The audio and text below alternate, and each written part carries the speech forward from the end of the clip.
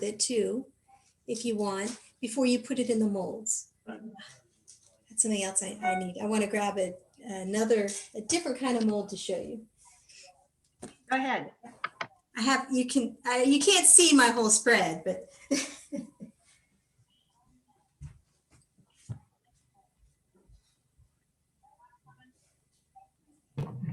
So back talking about the craft, does anybody have any thoughts for what they would like to do next time around?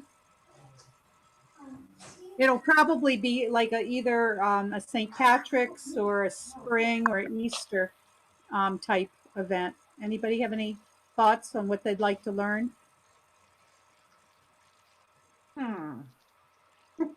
Is there a matching hat?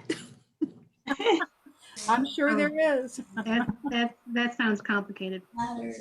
That does. Yeah, that sounds like it has a seam. Yeah. Actually, well, there's a way that you have to have, there's a special loop thing that you can use to make hats where you don't have a seam. And that Wow. the yarn, you use a regular yarn, but Mhm. and then you use a hook, like it looks like a rug hook. Like, you ever remember making latch hook rugs as a kid? Yeah. Mhm. It's tools like that. And yet you can whip out a hat on that and like, if you like, I can do one in like 30 minutes. I mean, but Wow. I've done a lot of them. They're So then not hard. we can probably do it in 3 hours then. Yeah.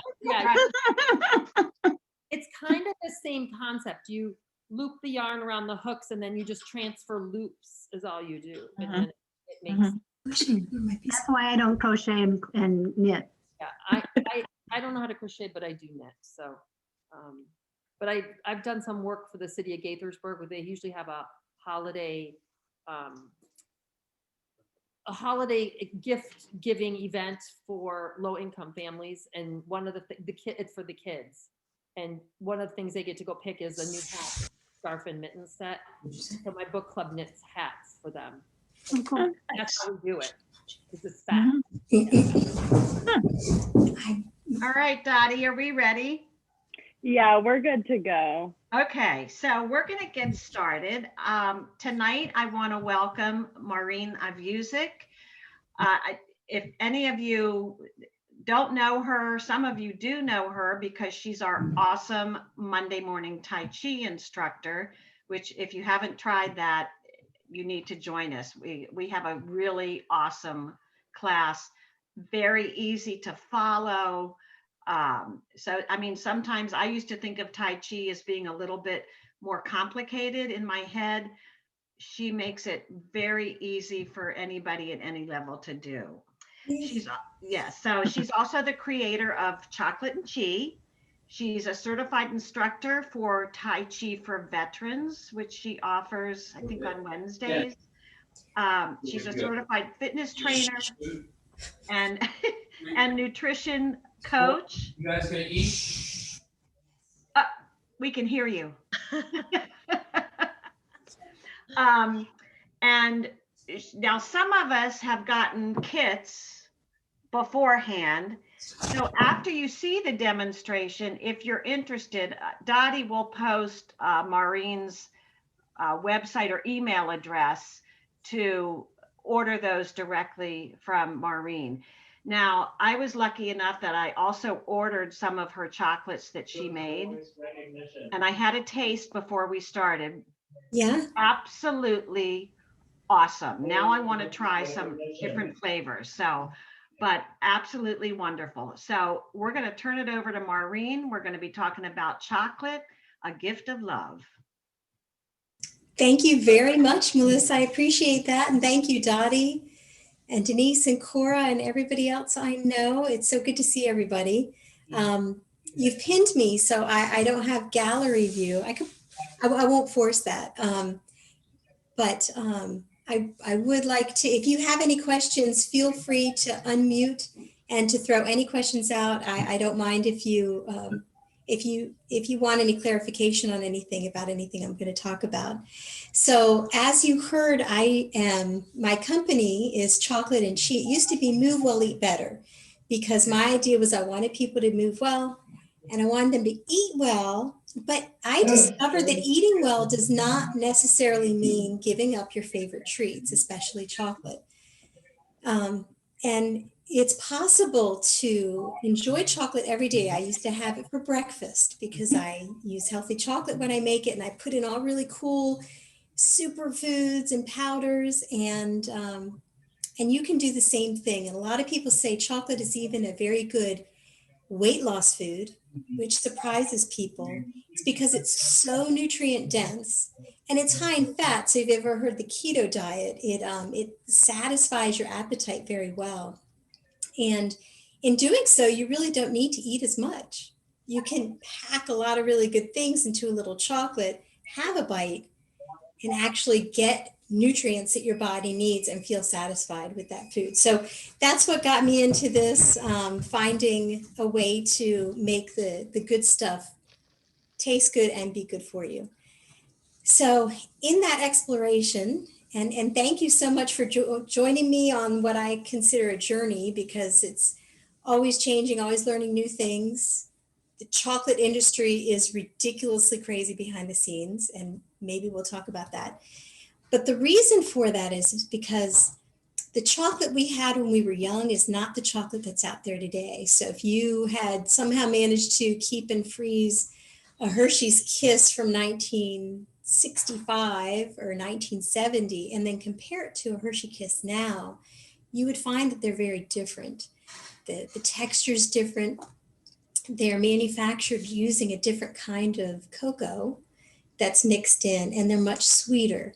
So Melissa said she enjoyed the chocolate, and that might be because that chocolate flavor really comes out now. And it's not just this sweet stuff. So what I wanted to tell you is that this is something you can do. It's not something unique to me. I've done all the homework so that you can take the piece of paper, and I've been looking for my printout, my piece of paper, and I don't have it in front of me. But if you need me to email it to you, it was one of the flyers that was attached to the registration form that has all the ingredients I use. And so we'll talk about those and then some of the caveats and then how I throw them together. My favorite piece of equipment is my little scale, because I do everything by weight. And that is how I'm able to keep my chocolates consistent. Because when you get a big blob of cocoa mass, you can't really, measure off a tablespoon. So it's all by weight. So do you have any questions yet or going forward?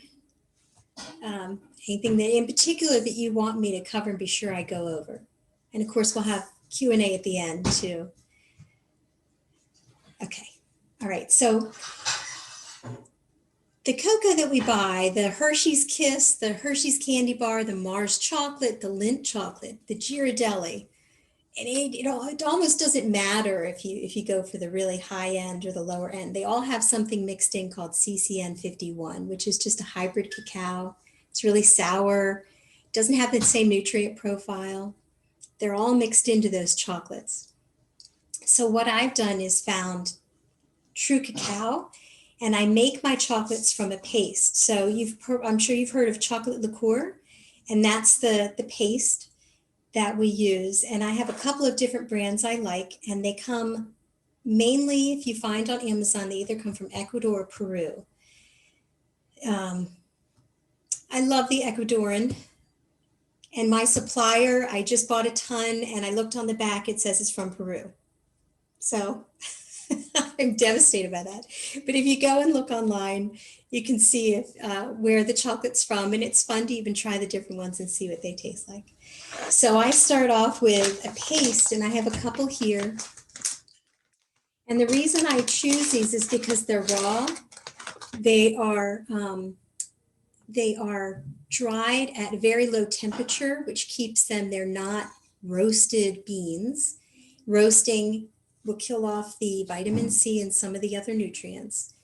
They are sustainably grown and harvested, which has a higher mineral content in the soil so that the bean itself is a higher nutrient value.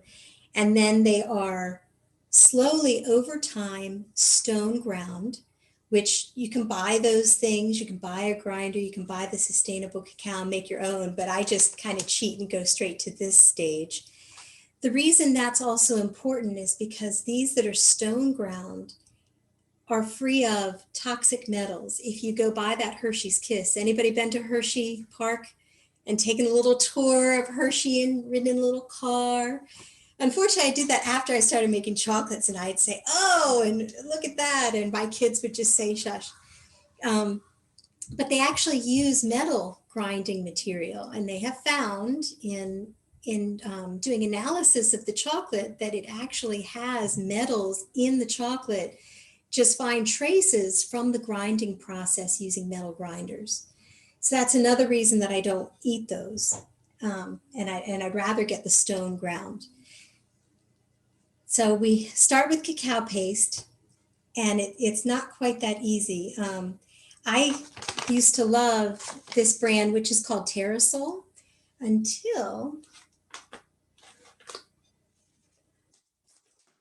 I got in the mail. So when you get cacao should be nice and dark. We can talk about also the color. The nutrients are in the color of things. So your more yellow peach, or your bright red strawberry, or your really dark leafy greens. The nutrient is in the color. So we want our cacao to be, it's generally a dark brown to a purple color. And we would want to go for something like that. But you can also tell, and you guys, you know this, if you've had chocolate chips hanging around and you open up the bag and the chocolate chips are a light brown, that you don't want those. They've come in and they're not very good. So I guess I really don't need to point that out to you, but I'm going to. I have and these I'm not going to use to make chocolates because I'm touching them. I don't have my mask on and my hair's not up.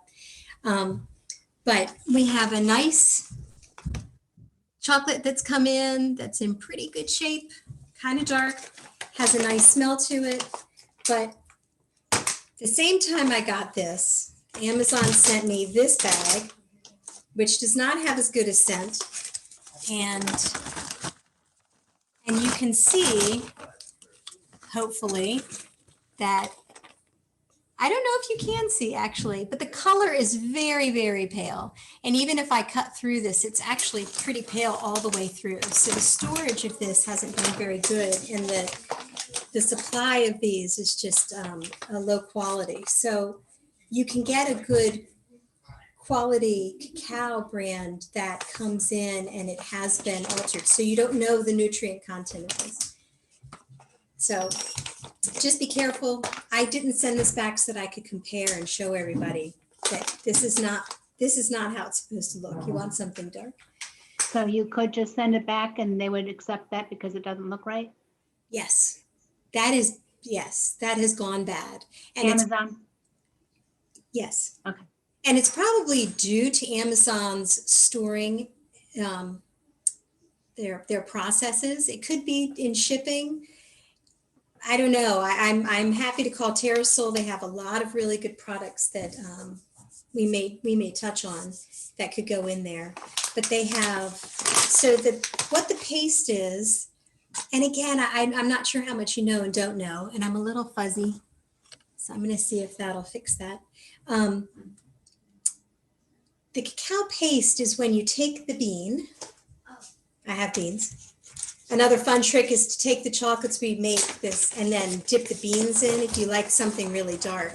If you like chocolate covered coffee beans or chocolate covered raisins, you can do chocolate covered cacao beans. They take the bean and this gets ground up, and what results is the mass, the cacao paste or the cacao liqueur. The way they make the powder is they are able to separate the fat from the powder. So the powder that's left, the dark color, are the nutrients and the cocoa flavor that's in there.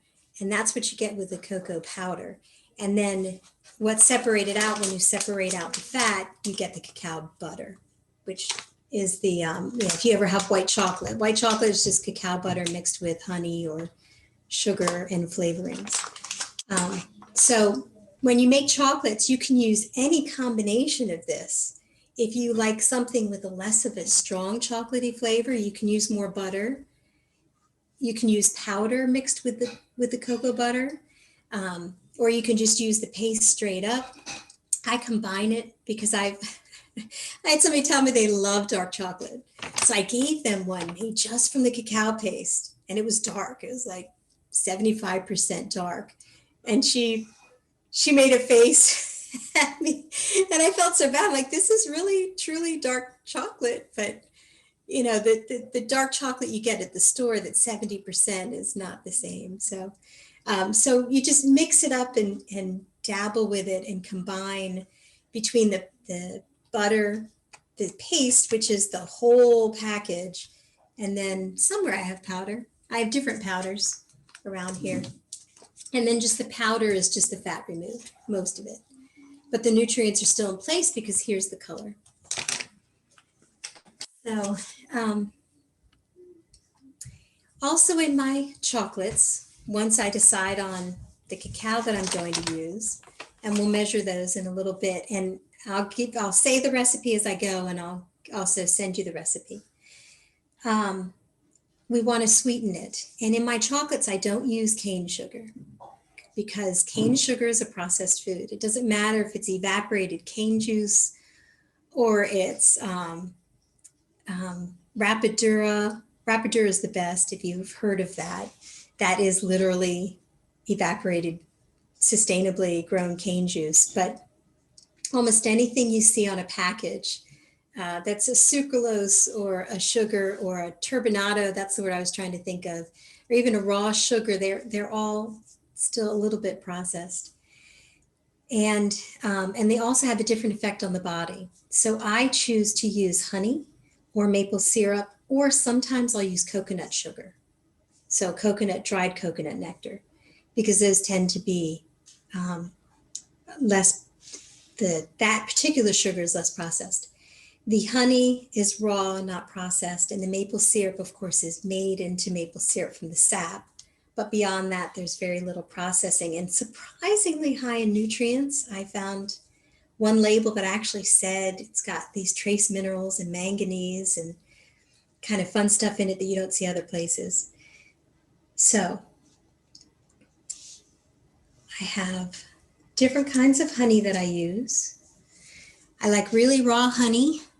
I like the pale kind that you can get, but again, the nutrients are usually in the colors. So if you want a darker honey, there are lots of local honey. When I sold them at the farmers markets over the summers, I would go to Lewis Orchard and I'd get theirs, because the more local you can have your honey, the better it is for your allergies and for dealing with our seasonal flowers and things like that. So that's the benefit of local honey.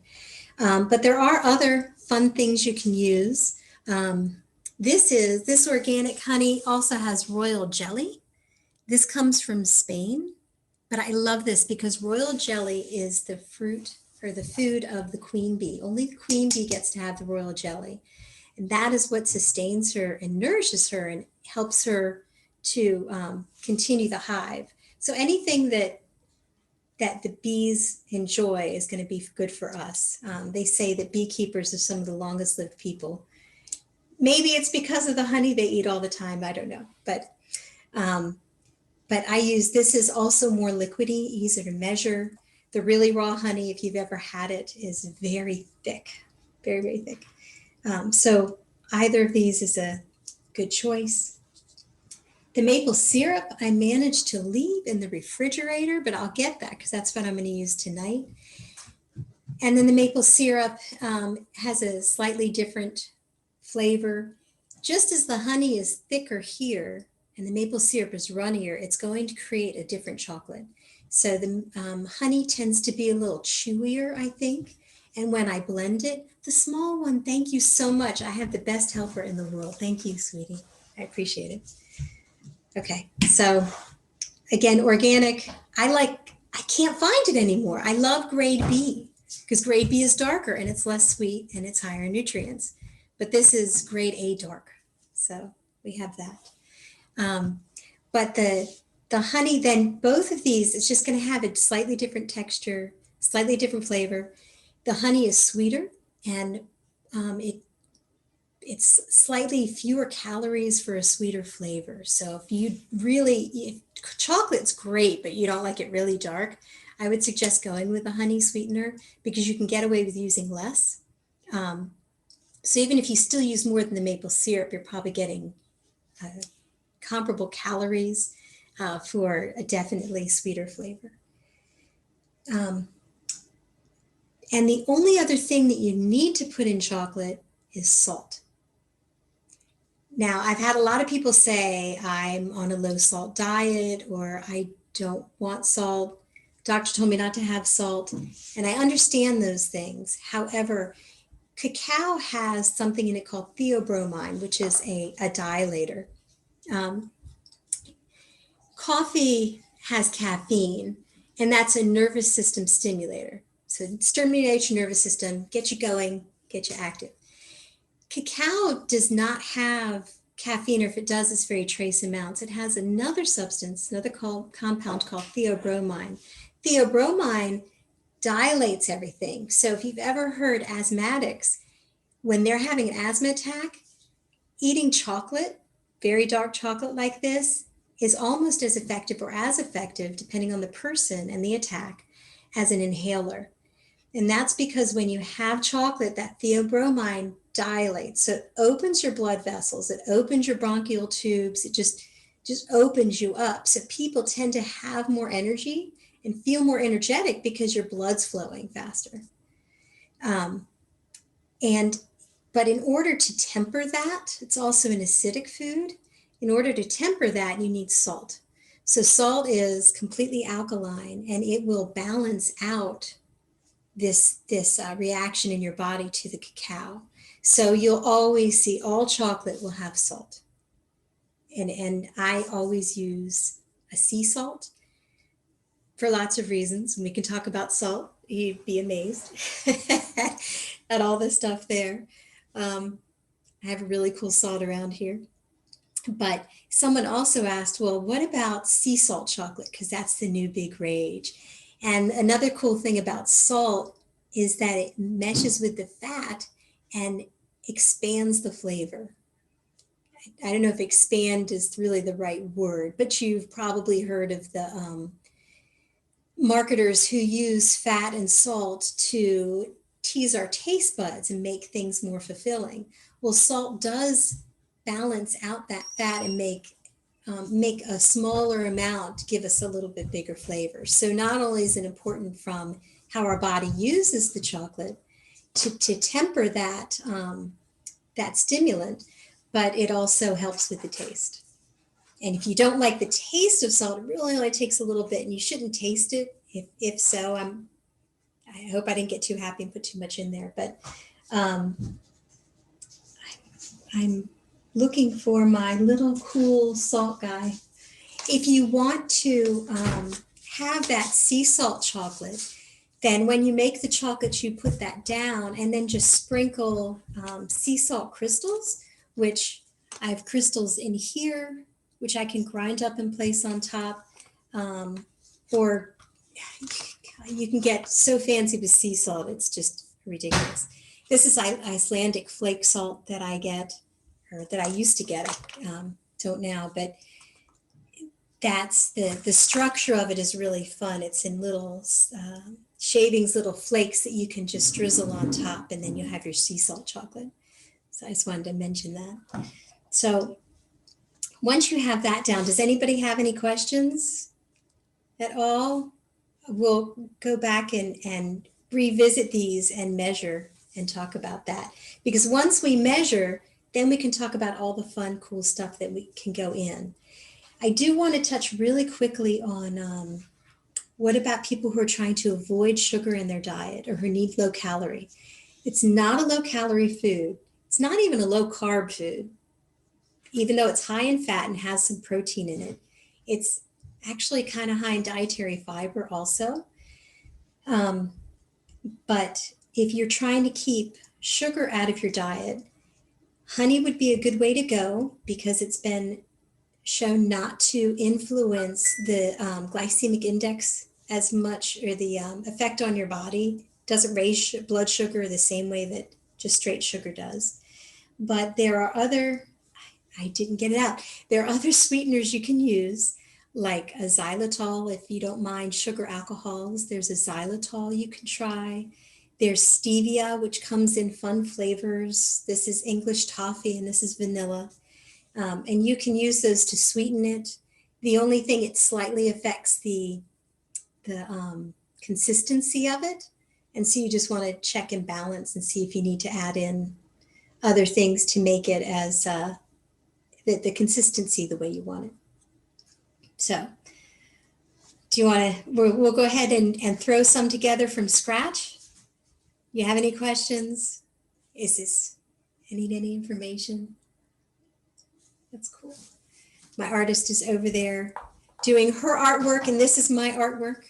So always use a food safe glass mason jar so we can warm it. We don't microwave chocolate. I see a lot of recipes. Maybe it's because I don't have a microwave right now. Ours broke like a year ago. I just haven't bothered. But when you microwave it, it really has a tendency to harden in places and be liquidy. You'd almost have to melt it for a few seconds and whisk it, and then melt it and whisk it and melt it and whisk it, just so that you have a consistently melted chocolate and you don't have it hardening in some spots and being a little melted in others. So I prefer the double boiler or just a hot bowl of hot water. And by doing everything by weight, we can keep a consistent recipe every single time. My favorite cacao, which is now from Peru, which isn't terrible. They now have these really cool, nifty discs, which is kind of makes life easier to measure. So in your kits, so everything is this nice, cool, consistent little disc guy. And the cacao butter is the same way. I don't know, well, you'll see it in a second, but so it makes, I can just count these out. So the recipe is 3 ounces of the cacao paste, which is 27 of these cute little guys. I like round numbers, so I put 30 in yours. You're gonna have a little bit more in that little kit than what I'm gonna do tonight. And I'm gonna pour them in. You're gonna lose me because we have, hopefully you're going to have the camera just on the important guy. And unfortunately I've tried, but I can't really get it so you can see how much I'm measuring, sorry. So I'm gonna go ahead and put in, I'm gonna drop everything first and then I'm gonna do it. I'm gonna put in 3 ounces or 27 little wafers of paste. I am not pre-measuring.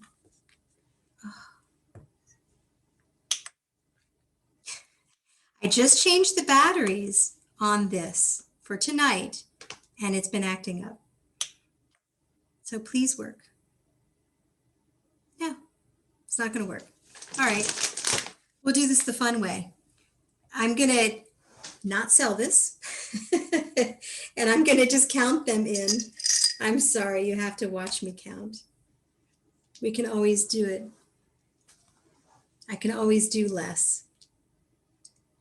Because if it's 27 for 3 ounces, I can divide that by 3 and multiply it by the number of servings I want. So I'm going to do 18. 1, 2.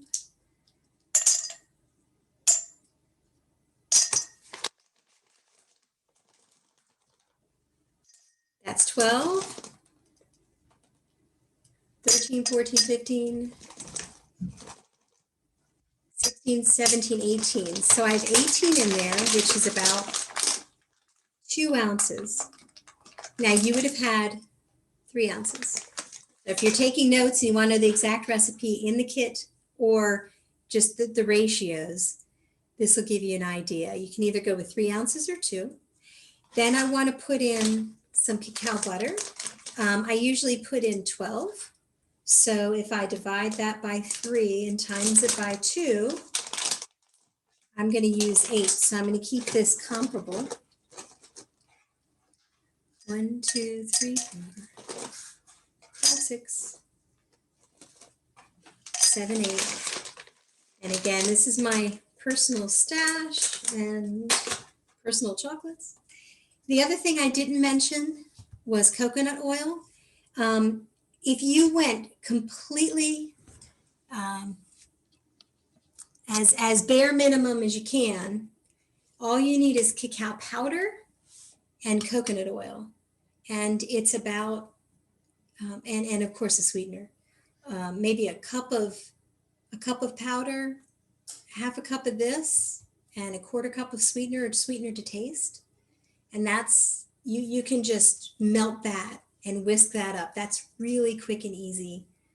Throw that in the mold, and that's and your little bit of salt. So I don't mean to forget the salt. But I use the oil because it gives a slightly smoother and a slightly less strong chocolate flavor, but it really helps with the smoothness. It's easy to blend. It also has medium chain fatty acids, which are good for us. So the cacao has its own benefits, but coconut oil is really good. And it also blends really well with different superfoods that I might put in there. So it's just another saturated fat. You don't have to have it or use it. Your chocolates will definitely be a little bit better off if you have them at room temperature. If you don't have the coconut oil, then these will stay much better at room temperature, or you can just store them in the fridge and take them out and keep them out before it's time, for a while before you serve it. With the coconut oil, it's going to change how long these can stay out. It does not affect how long these last. These should last about 6 months in the freezer.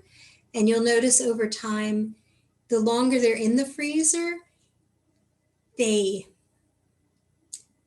taste begins to meld a little bit more. And I think it almost starts to go towards the flavor of not the flavor, but maybe the texture of a Hershey's Kiss or the texture of a Hershey chocolate bar. So just to mention that. So I can't do it by weight. I bought this new today. And I didn't get a spoon. I've done this before. Hold on. Oh, yes, I do have a spoon. I lied. I have my spoon. So I can't do this by weight. Nope,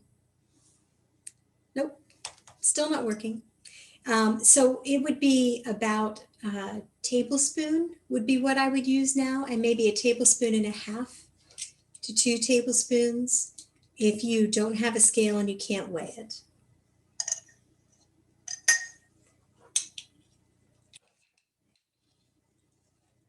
So I know, I'm not measuring. Honestly, before making chocolates and having to sell the same chocolate over and over and make them taste the same every time, I never measured.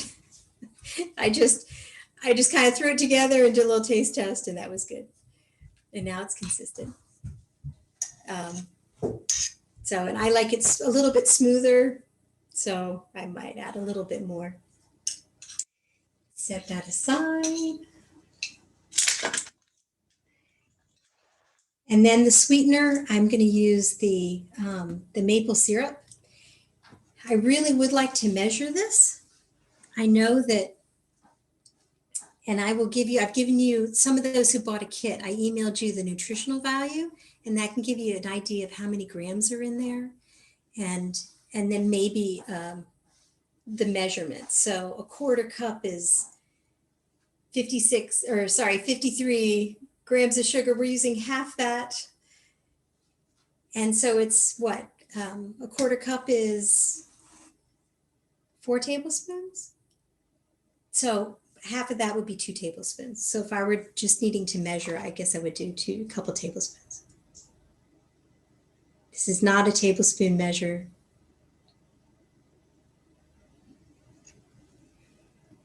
And I guess in a way it's good that my thing is not working for me, because I can give you those other alternate ways of measuring.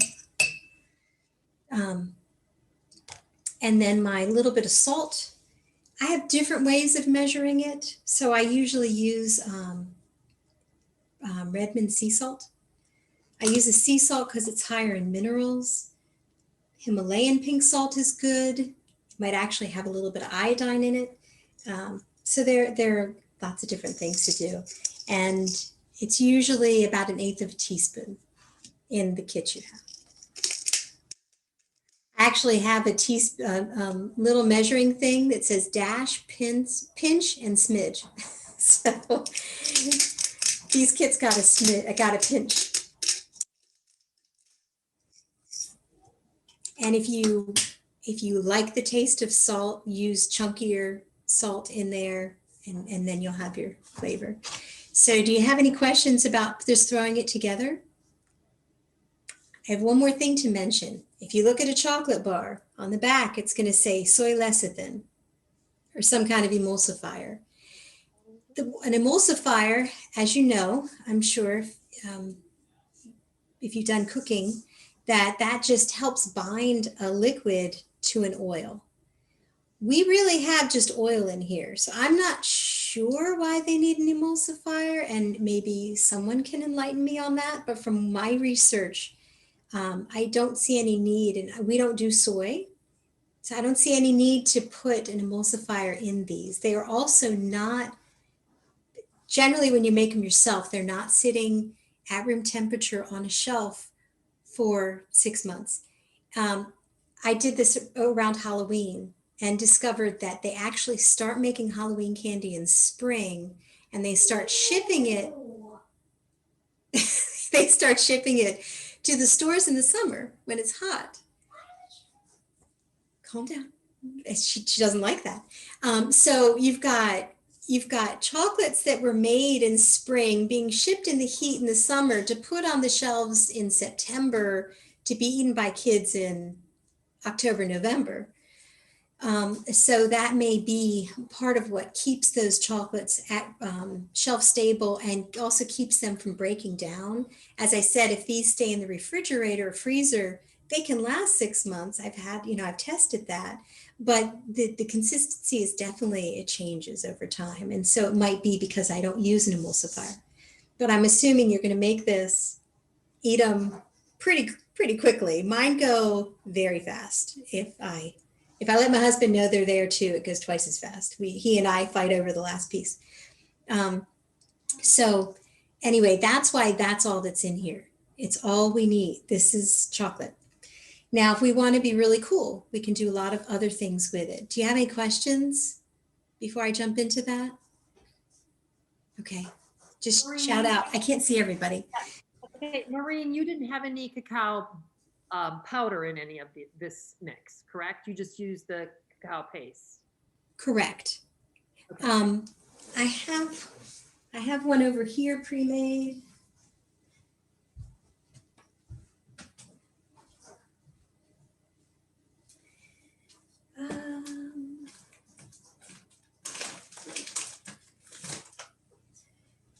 My secret recipe, which is right now on a torn little piece of paper.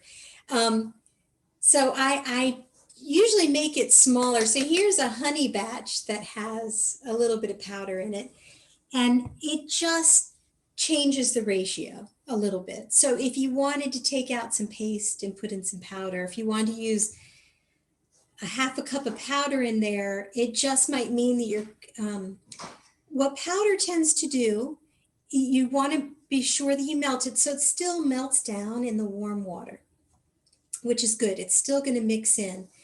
But if you don't melt it fully, so it might look melted, you might be able to whisk it up, but you have to give it some extra time. Otherwise, it's going to have a little bit of texture to it otherwise. I also recommend using an immersion blender if you're going to use some powder, because that helps really blend it in and mix it in. But then if you use powder, just balance it out with maybe a smidge more of the coconut oil or coconut butter, depending on your flavor. But I found that adding that little bit of extra fat helps to balance out the texture of the powder, if that makes any sense. So like my recipe for that with the powder, I have 2 ounces of paste. I have 1 ounce of butter.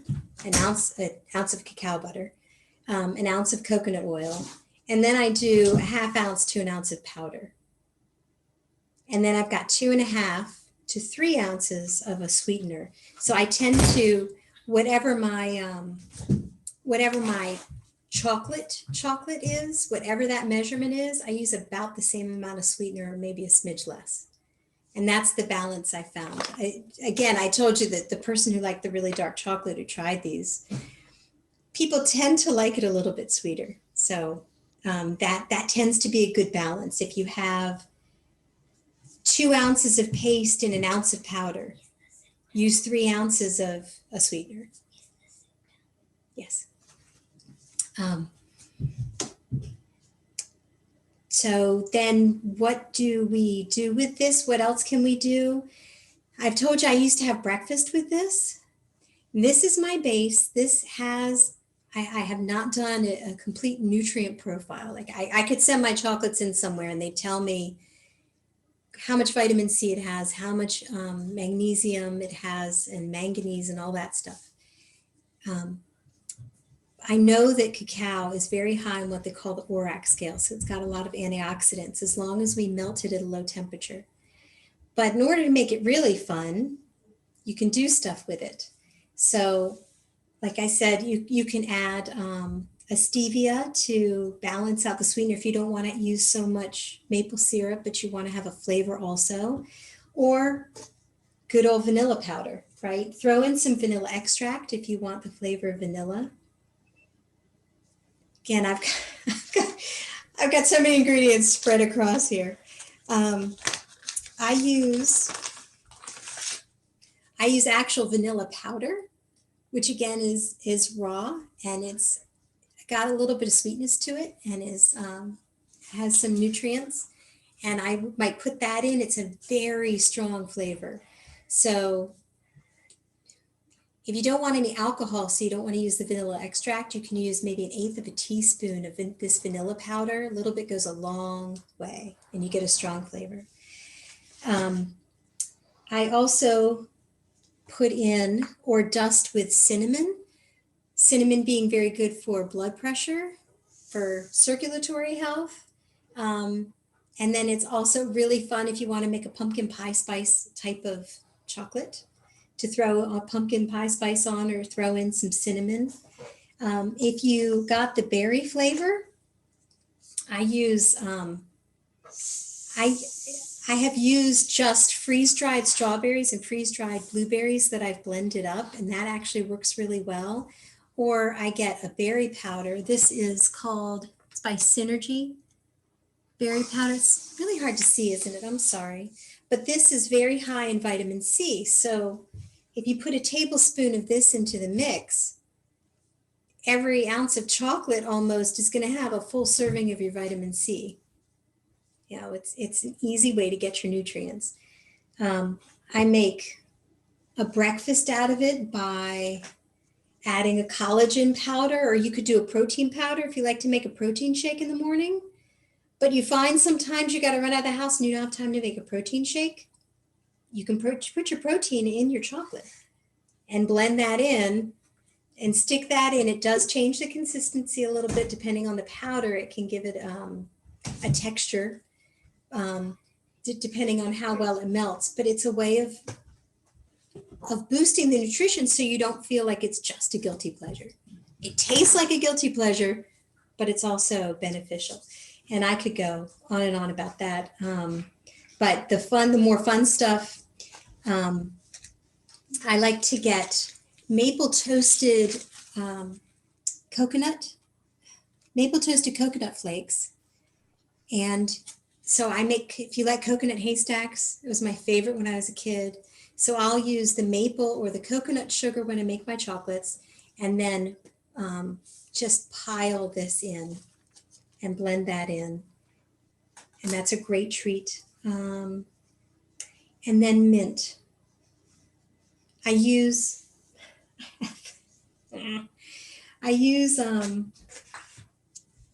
do not use peppermint extract from the store. I use an essential oil. So I use peppermint essential oil that's food grade.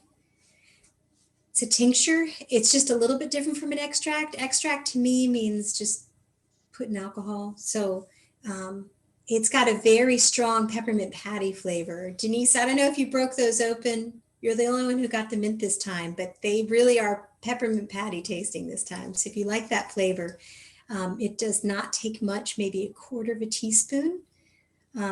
And it'll, when you taste it, when it's still warm or room temperature, it's going to taste a little less minty than when you freeze it. I think it's, I'm not the mint lover. It's less minty before you freeze it, right? And more minty after. Yeah, I think so. So mint's another fun one to put in. So those are 3 options just to jazz up. Then the last thing before we get to, I'm going to go ahead and cover this up and move my not functioning guy out of the way. And bring my warm guy. It's still warm. And I have kept this in the warm water because I don't have anything fancy in there that I really want to make sure is completely incorporated or blended in, like the berry powder or the mint, or if I were to use powder, cocoa powder, or the coconut sugar, then I can just spoon whip it. So you can just mix it up, and that will blend up well enough. But I usually use an immersion blender when I make a big batch. So it's, I know this is kind of small. The mouth of these that I gave you is actually a little bit nicely, it's wider. And so you can actually get an immersion blender in there. But just mix it up. And then what do we do with that? And you got one of the molds in the kit, but I'd like to mention that there's more than just that, because you don't need to be fancy. So, you know, there's fancy mold number 1 and fancy mold number 2. These are just food grade silicone that don't heat unless you're going to clean them. You'll find that when you use these, you wash them and they look beautiful, and you stick them in your drawer in the cupboard or wherever you store it. And when you take it back out, it's got a film on it. Don't worry and be upset. It's simply the nature of the product and the nature of making chocolates in it. I clean them in hot soapy water and vinegar. I put them away. Sometimes that's just enough. And sometimes I take them out the day before I'm going to make chocolates, and it's got a little bit left over. And so I'll let them soak in vinegar a little bit longer, and then wash either in boiling water or in hot soapy water and clean them off, and then use them. So these are fun because it's easy to pop them out. It makes a nice shape. This chocolate will have that nice glossy look when you get done. I guess that's a concern. You know, people like that glossy look. And just the nature of the chocolate will give you that. Just make sure you freeze it at least an hour. You could get it good enough to eat in about 10 minutes. But when you take it out of the mold, it won't have that nice hard gloss to it. But if you don't want to fuss with that, you can go the other way, which is the good old fashioned ice cube tray. These are fine because this is not boiling. It's just warm. And I like this cavity for when I make my coconut haystacks, because it's really hard to put coconut in those tiny little holes. So I can have my big lumpy coconut in here and then pour the chocolate over top. And it works great. If I want to make a different shape, I like these. These are the little sticks that go into the little water bottles. So I make my sticks and stones chocolates. These are my stones and these are my sticks, and I pile them up in cute little design. And this is super easy, and you throw it in the dishwasher to wash it. It's a great way to go. If you want to go the other direction, the last thing, before we run out of time. There's a polyurethane chocolate mold, and these are great. And if you wanted to really get into this and make lots of chocolates, much easier to clean. You don't have to worry about any film or residue being on top. I actually use this cavity if I want to make bars, but for fun, I turn it over and I sometimes use this big cavity to make just big blobs that I chop up into bark or something like that. Dishwasher safe. The chocolate does not stick to this. I turn it over and loosen it up. I made my berry in this time, and you can get different fun designs, and you can go crazy if you go to chocolate sites. There's a site, if you really wanted to get into this, called Chocolate Alchemy, where you find the real sustainable fair trade chocolate, the stone grinding machine where you grind it up for 24 hours before you get your cacao paste, and then your really cool molds. So that's what we have. I'm going to go ahead and I think I'm just going to use this mold. And if you put any extra fun things in, I would again recommend a whisk or an immersion blender or an electric blender. And then all we're going to do, I'll get my chocolates in a second. I have chocolates in the freezer, in the door. Oh, in the door. So someone told me one time when I first started making chocolates and they came over to watch me do this, they thought I took an awful lot of time pouring it out. If you've watched any cooking shows, which my daughter loves cooking shows, so I've seen this now and I get it. They just pour stuff in and they take this really cool tool and they just, drag it across and it makes them all filled in and nice and even. But they also, in my mind, waste a lot of chocolate that way. So I go through and I drizzle in, a little bit in each cavity and fill it up. Oh, well, that's just, that's just how I do it. I'm just letting you know that. So if you buy chocolates from me, and yes, they're a little lumpy on the bottom. Oh, and I didn't get out, did I? Those, please. Yes, please. Yes, please. My daughter just took the samples for 2 of you out of the freezer. I have been running all day and I didn't get those to you all. We'll bring them to you tomorrow.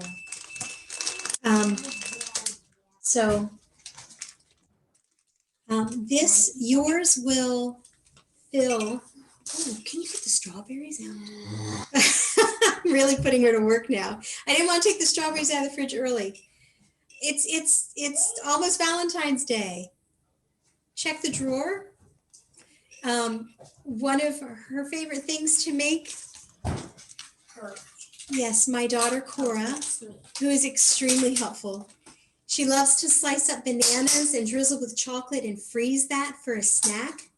This is a great chocolate to drizzle on top and freeze. But since it's almost Valentine's Day, one of our favorite gifts of love in the family that I do as our tradition for Valentine's Day is to take our chocolates and just dip those, or take our strawberries and dip them in the chocolate. And then I freeze those up. And I'm not going to freeze this one because it's going to be eaten right now. There you go.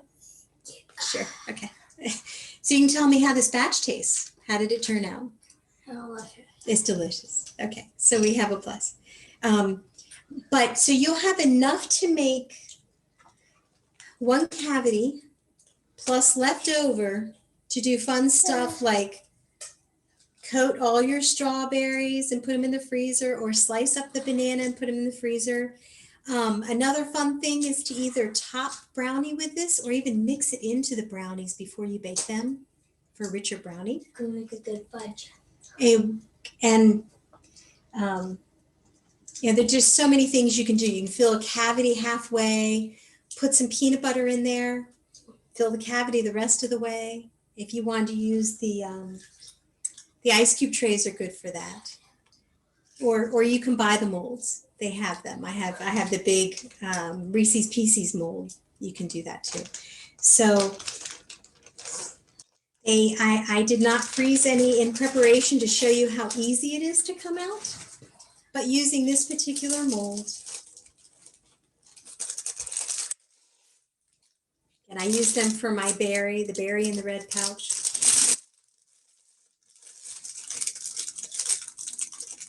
And these will be eaten up by the family.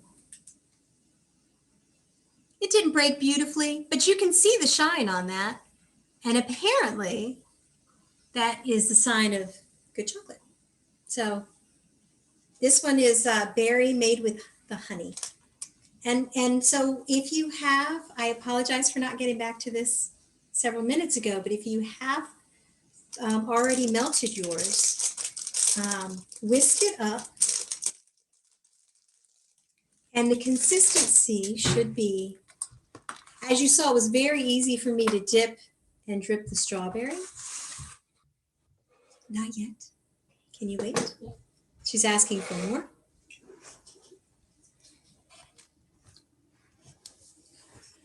So the honey is a slightly thicker consistency. Oh, can you see it pour? I'm not going to have enough for these 3 cavities. This is again, I made a smaller batch because I didn't have my scale. And I think we're going to be using these on strawberries anyway. So each of these cavities holds about 2 ounces. So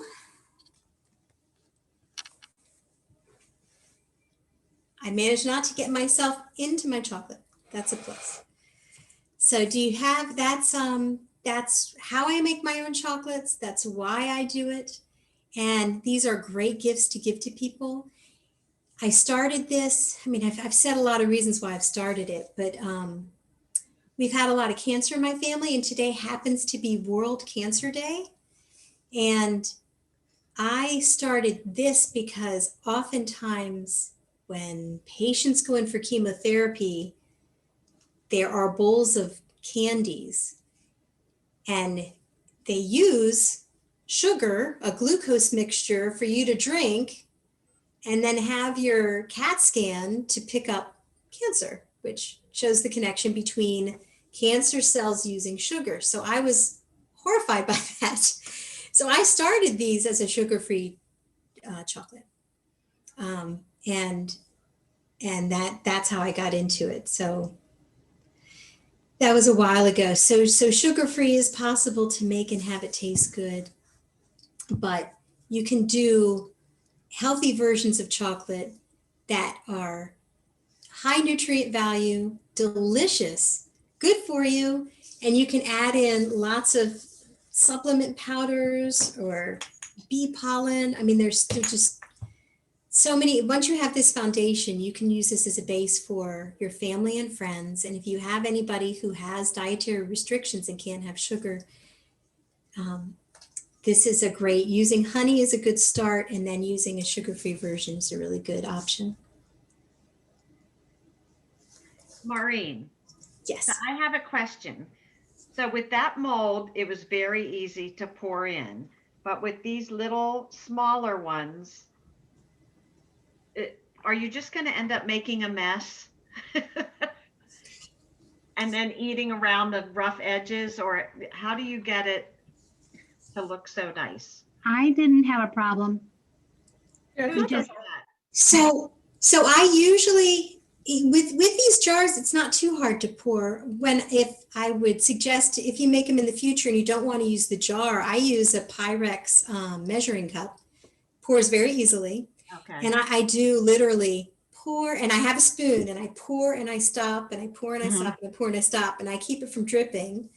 But If you go what really the slow, experts, sorry, if you go really slow, it comes out and you don't overfill. yes. Hmm. If you want to be professional, like, well, I shouldn't say that. So there's this cool knife, long, skinny, looks like an icing spreader, I guess, like these.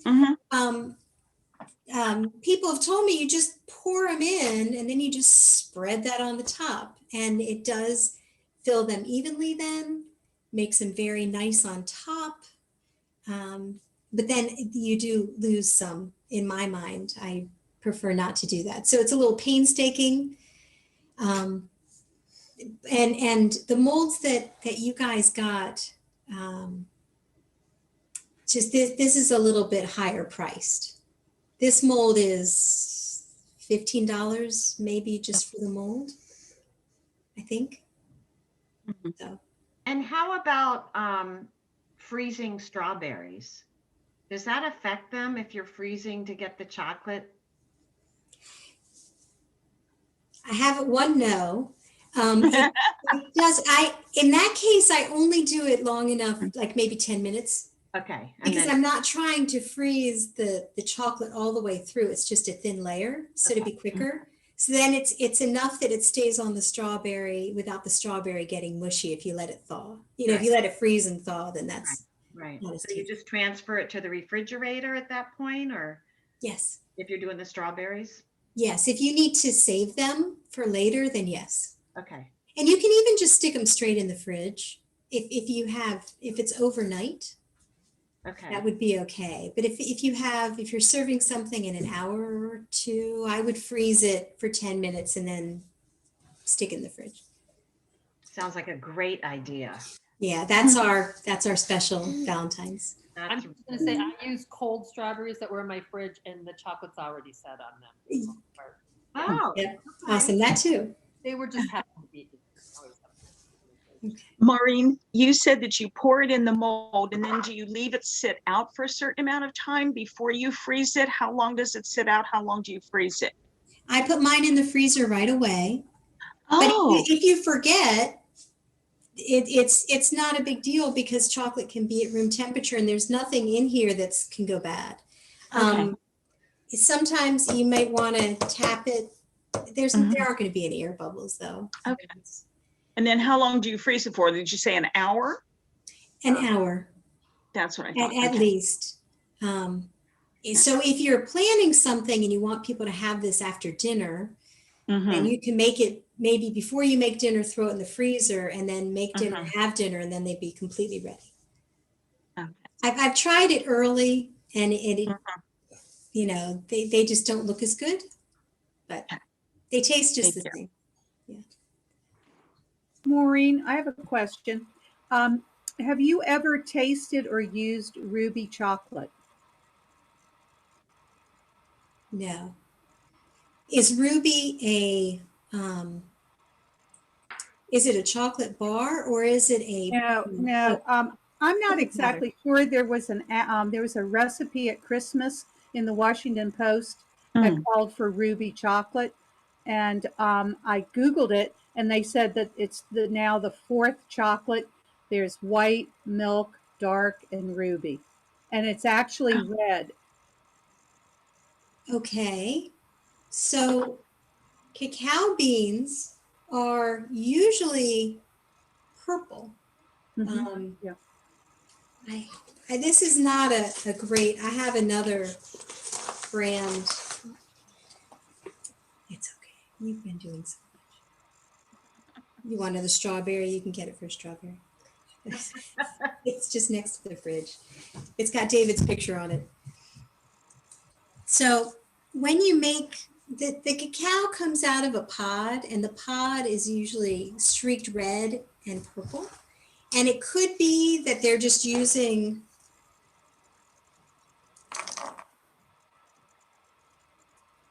I don't know if you can tell, that's a red, that's yellow, and then that's green, but usually it's yellow streaked with purple, and then that's a red pod. Yeah. So when you take it out of the pod, it's called a cacao bean. It's actually a nut. It's Venus is it's actually a nut, like a cashew or a walnut. When you open it up, there's a pulp, and then you get these cool beans that come out. I should get these. I work for David Wolf, so I have lots of David Wolf stuff. If you're wondering why you keep seeing that person's face around.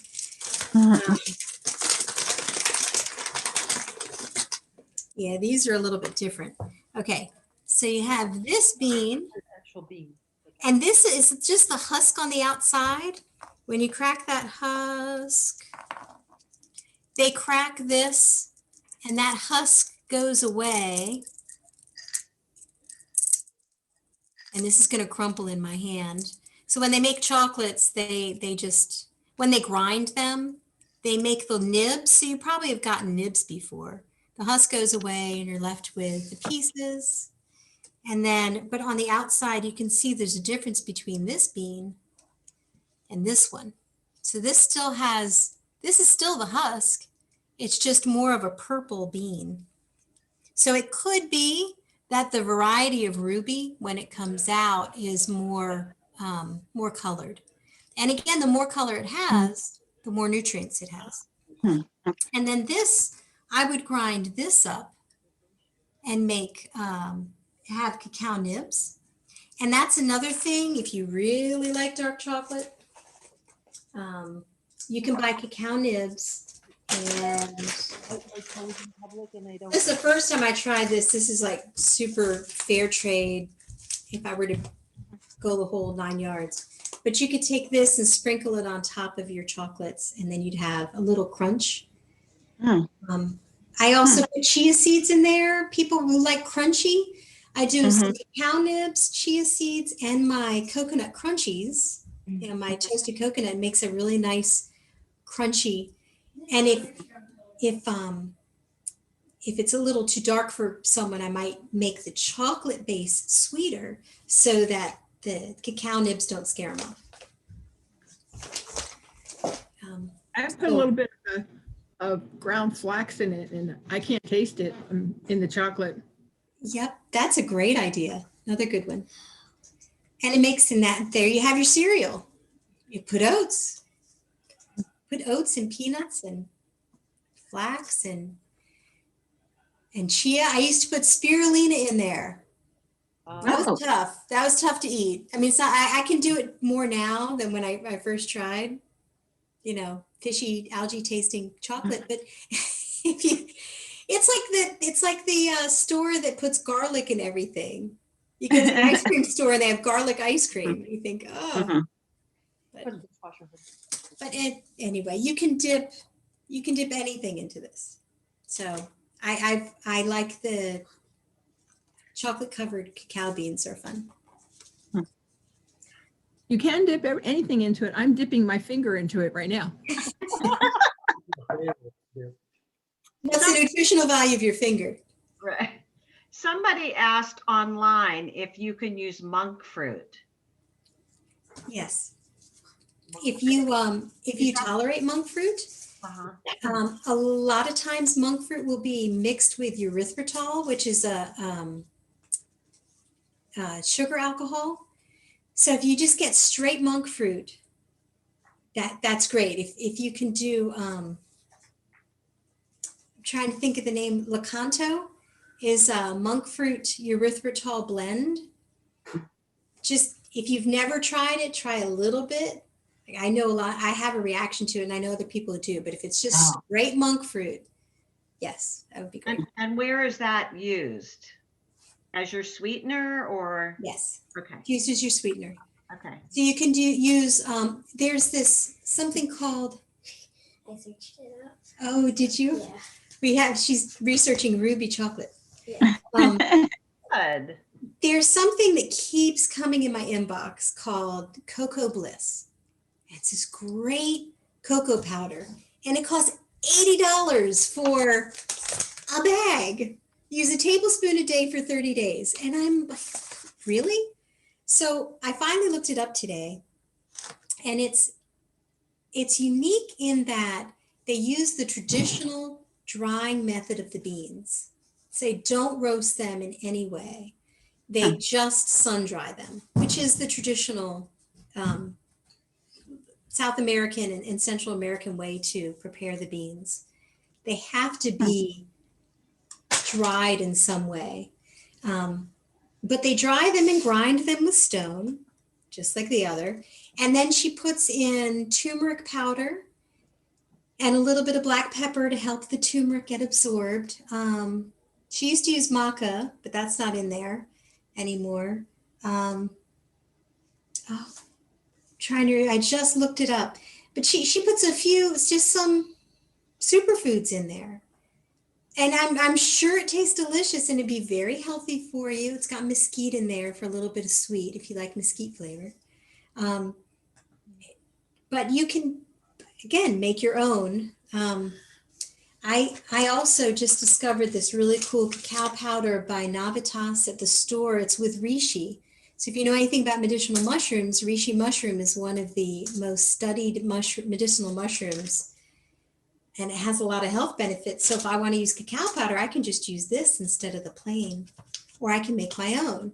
I can buy a whole bunch of powders, mix them together, add some dried stevia or dried monk fruit, mix it up, and you have your own little hot cocoa mix. Wow. So many things that you can do. It's kind of amazing. Yeah. And they all sound so delicious. Yeah. It makes me hungry. Well, if you didn't get a kit, I have one. Yeah, I'll have to order one. I'll have to order one after watching. I don't know. I have one bag of the honey left also. If anybody wants the honey chocolate to try, I can bring it over. So if anybody wants to order kits or ready-made chocolates, you can either email you to where? Maureen at chocolateandche.com. Okay. Yeah, and I put that information in the chat, and I also put the order form in the chat as well, so you can actually click it there and download it directly from there. So if you guys are interested in ordering, just check the Zoom chat and you should be able to find the order form and Maureen's email to send your completed form to.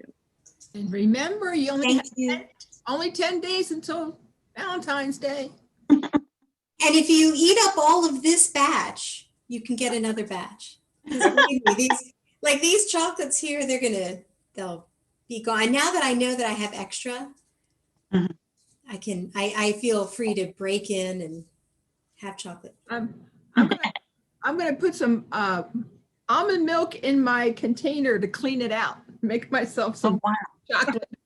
Yeah. That's a great idea. I don't want to waste it. It's too good. Questions? It's very versatile. You can use it for. That's what I want. Exactly. Yep. Strawberry. Yeah. Does anybody have any other questions for Maureen? And please let me know if this was what you were looking for. Absolutely. If this This is wonderful. Thank you. This is absolutely. Thank you very much. I mean, people that missed it, missed it. My dog is beckoning, so I have to leave, but thank you so very much. It was very informative, and thank you everybody for coming. Be sure to check our website. We're going to throw a big virtual St. Patrick's Day party, so I want everybody to look forward to that. It'll be a different way to celebrate in our own homes. But Maureen, thank you so much. This was just absolutely amazing. Oh, thank you for having me. Giving me the opportunity. Thanks a million. Thank you. Very enlightening. Yes. Yes. And